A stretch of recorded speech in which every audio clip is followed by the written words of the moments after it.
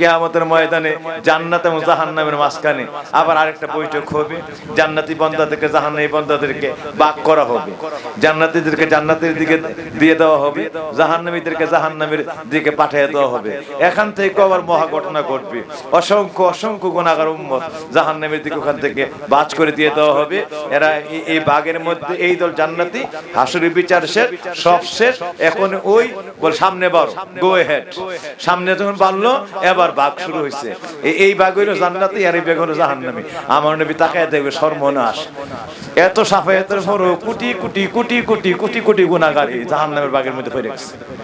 আবার আমার নবী ওই জায়গা থেকে আবার সাফায়াত শুরু করবে, আল্লাহর জান্নাতে কদম দিবে না যতক্ষণ পর্যন্ত না আবার এই গুনাহগারটি নবীর হাতের মধ্যে উঠায় দিয়া রহমতুল লিল আলামিনের রহমতের পরশটা লাগায় দিয়া সঙ্গে সঙ্গে জীবনের গুনাহ করি সব দাও করে দিবি, মাফ করে দিবি, শুধু রহমতের নূরের পরশ লাগার সাথে সাথে যতক্ষণ নবীর রহমতের হাতরা সাফায়াতের হাত এই গুনাহগারের কাছে স্পর্শ সহবতের মধ্যে মিশায়া না দিবে, আমার নবী আবার এই মাঠ ছাইরা আল্লাহর জান্নাতের দিকে কদম দিবে।